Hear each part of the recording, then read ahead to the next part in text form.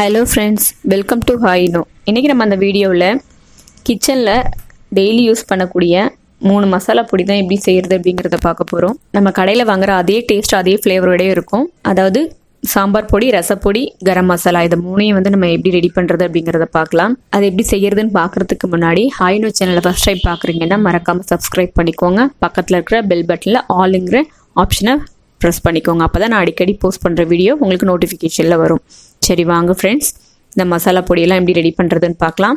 First நான் சாம்பார் பொடி எப்படி செய்கிறது அப்படிங்கிறத பார்க்கலாம். அதுக்கு என்னென்ன பொருள் தேவைன்னு பார்த்துருவோம். ஃபஸ்ட்டு இந்த மசாலா பொடி பார்த்திங்கன்னா ஒரு 100 கிராம் அளவுக்கு நமக்கு வரும். அதுக்கு எவ்வளோ தேவை அப்படிங்கிறத சொல்கிறேன்.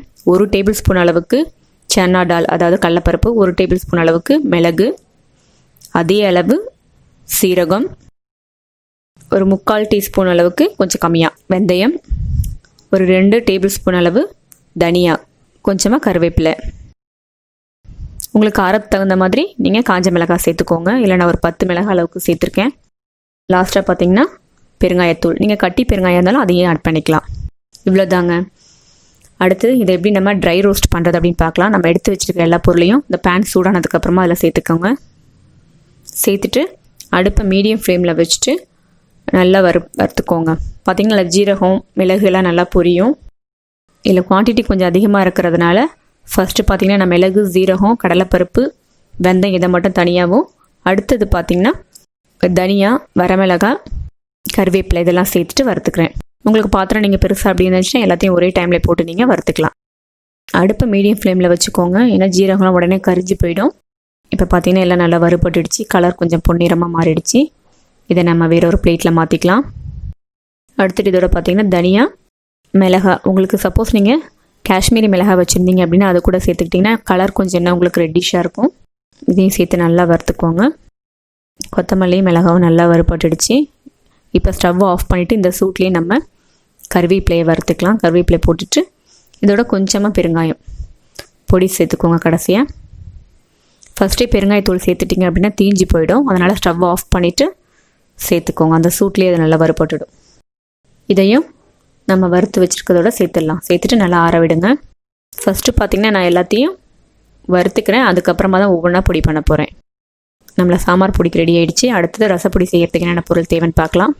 இதோட பார்த்திங்கன்னா ஒரு 2 டேபிள் ஸ்பூன் அளவுக்கு தனியா, 1 டீஸ்பூன் அளவுக்கு கடலைப்பருப்பு, காரத்துக்கு ஒரு 4 காஞ்ச மிளகாய், கொஞ்சமாக 1 டேபிள் ஸ்பூன் அளவுக்கு துவரம்பருப்பு, 1 டேபிள் ஸ்பூன் அளவு சீரகம், அதே அளவுக்கு மிளகு, கொஞ்சமாக கருவேப்பிலை நல்லா கழுவிட்டு காய வச்சுக்கோங்க. இதோட லாஸ்ட்டாக கொஞ்சமாக பெருங்காயப்பொடி சேர்த்துக்கலாம். ரசப்பொடிக்கு அவ்வளோதாங்க தேவை. உங்களுக்கு இதில் தேவைன்னா நீங்கள் துவரம்பருப்பு சேர்த்துக்கலாம். அப்படி இல்லைன்னா அதை நீங்கள் எடுத்துகிட்டு வெறும் கடலைப்பருப்பு கூட வச்சுக்கலாம். இப்போ எடுத்து வச்சுருக்க எல்லா பொருளையும் நம்ம சூடான அந்த பேனில் சேர்த்துக்கலாம். எல்லாத்தையும் சேர்த்துட்டு இதையும் நல்லா வறுத்துக்கோங்க. இது பார்த்திங்கன்னா நான் கொஞ்சமாக தான் செஞ்சுருக்கேன். உங்களுக்கு இன்னும் அதிகமாக வேணும்னா நீங்கள் இதே அளவு அப்படியே டபுளாக எடுத்துக்கோங்க. நல்லா வறுபட்டுடுச்சு பாருங்கள். இதை ஒரு பிளேட்டில் கொட்டி நம்ம ஆற வச்சிடலாம். நம்மளோட ரசத்துக்கு ரெடி ஆகிடுச்சு, ரசப்பொடி ரெடி ஆகிடுச்சு. இதை ஆறுனதுக்கப்புறம் பொடி பண்ணிக்கலாம். அடுத்தது பார்த்திங்கன்னா கரம் மசாலா எப்படி செய்கிறது அப்படிங்கிறத பார்க்கலாம். அதுக்கு என்னென்ன தேவைன்னு பார்த்துருவோம். பட்டை பார்த்திங்கன்னா ஒரு பெரிய அளவு பட்டை ஒரு 3 பட்டை எடுத்து நான் சின்ன சின்னதாக உடச்சி வச்சுருக்கேன். கிராம்பு ஒரு 25 கிராம் அளவுக்கு கிராம்பு, இதோட 1 டேபிள் ஸ்பூன் அளவுக்கு ஜீரகம், 1 டேபிள் ஸ்பூன் அளவுக்கு மிளகு, தனியா பார்த்திங்கன்னா 2 டேபிள் ஸ்பூன் சேர்த்துருக்கேன். இதோட 2 மராத்தி மொக்குன்னு சொல்லுவாங்க, அது கருப்பு ஏலக்காய், இந்த பச்சை ஏலக்காய், இது ஃப்ளேவருக்காக.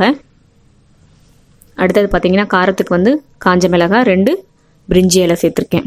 1 டீஸ்பூன் அளவுக்கு சோம்பு, ஒரு 4லேருந்து 5 அளவுக்கு ஜாதி பத்திரி சொல்லுவாங்க, அதை ஆட் பண்ணியிருக்கேன். இவ்வளோ தாங்க நம்ம கரம் மசாலாவுக்கு தேவை. இதையும் நம்ம இப்போது ட்ரை ரோஸ்ட் பண்ணிக்கலாம். ஒரு பேன் ஒன்று ஹீட் பண்ணிக்கோங்க. ஹீட் ஆனதுக்கப்புறமா நம்ம எடுத்து வச்சுருக்கிற எல்லா பொருளையுமே இதில் சேர்த்துடலாம். பட்டையை பார்த்திங்கன்னா சின்ன சின்னதாக உடச்சி சேர்த்துக்கோங்க. உங்களுக்கு வறுபடுறதுக்கும் ஈஸியாக இருக்கும். அதே சமயம் நம்ம மிக்சியில் போட்டு அரைக்கும் பொழுதும் நல்லா மஞ்சிடும். எல்லாத்தையும் சேர்த்துட்டு அடுப்பை மீடியம் ஃப்ளேமில் வச்சுட்டு நம்ம வறுத்துக்கலாம். பாருங்கள் நல்லா வறுபட்டுடுச்சு. இப்போ ஸ்டவ் ஆஃப் பண்ணிவிட்டு இதையும் நம்ம வேறு ஒரு பிளேட்டில் மாற்றிட்டு நல்லா ஆற விடுங்க. நல்லா ஆறினதுக்கப்புறமா நீங்கள் பொடி பண்ணி வச்சிங்கன்னா உங்களுக்கு ரொம்ப நாள் யூஸ் பண்ணுறதுக்கு நல்லாயிருக்கும். எல்லாமே நல்லா ஆறிடுச்சு. ஃபஸ்ட்டு நம்ம சாம்பார் பொடியை அரைச்சிக்கலாம். நம்ம வறுத்த எல்லாத்தையுமே மிக்ஸி ஜாரில் போட்டுட்டு நல்லா பவுட்ரு பண்ணிக்கோங்க. அரைச்சதுக்கப்புறம் பாருங்கள் சாம்பார் பொடி நல்ல ஃப்ளேவரில் சூப்பராக ரெடி ஆகிடுச்சு. இதை இப்போ வேற ஒரு பவுலில் மாற்றிடலாம். நம்மளோட சாம்பார் பொடி ரெடி ஆகிடுச்சு. அடுத்தது ரசப்பொடி அரைச்சிக்கலாம். இதோட கொஞ்சமாக பெருங்காயத்தூள் சேர்த்து கொஞ்சம் குறகுறப்பாக அரைச்சிக்கலாம். ரசப்பொடி அப்படிங்கிறதுனால கொஞ்சம் குறகுறப்பாக அரைச்சிக்கலாம். நம்மளோட ரசப்பொடி ரெடி ஆகிடுச்சு. இதை இப்போ வேற ஒரு பவுலுக்கு மாற்றிடுவோம். அடுத்தது கரம் மசாலாவுக்கு நம்ம வறுத்து வச்சுருக்கதை பொடி பண்ணிக்கலாம். அதுவும் நல்லா ஆறிடுச்சு. அதையும் மிக்ஸி ஜாரில் சேர்த்துட்டு நல்லா பொடி பண்ணிக்கோங்க. நம்மளோட கரம் மசாலாவையும் ரெடி ஆகிடுச்சு பாருங்கள். அவ்வளோதான் ஃப்ரெண்ட்ஸ். ரொம்ப ஈஸியாக சிம்பிளாக நம்ம வீட்லேயே இந்த பொடியை ரெடி பண்ணியாச்சு. நம்ம கடையில் வாங்குகிற அதே ஃப்ளேவரோடு அதே டேஸ்ட்டோடையே இருக்கும். அரைச்ச எல்லாத்தையும் நல்லா ஆற வச்சுட்டு ஒரு நல்லா ஏர்டைட் ஒரு கண்டெய்னரில் போட்டு நீங்கள் மூடி வச்சிட்டிங்க அப்படின்னா நீங்கள் மாதக்கணக்கில் யூஸ் பண்ணலாம். உங்களுக்கு வீணாகவே ஆகாது. ஃப்ரிட்ஜில் கூட நீங்கள் வச்சுருந்துட்டு ரொம்ப நாள் யூஸ் பண்ணுறதுக்கும் ரொம்ப நல்லாயிருக்கும். அதே ஃப்ளேவர் அதே டேஸ்ட்டோடையே இருக்கும் உங்களுக்கு. நீங்களும் இதை ட்ரை பண்ணி பாருங்கள். எப்படி இருந்துன்னு உங்களுடைய கமெண்ட்ஸை சொல்லுங்கள். இந்த வீடியோ பிடிச்சிருந்துன்னா லைக் பண்ணுங்கள், ஷேர் பண்ணுங்கள். இன்னொரு இன்ட்ரெஸ்டிங்கான சூப்பரான ஒரு ரெசிபியோடு உங்களை மீட் பண்ணுறேன். தேங்க்யூ.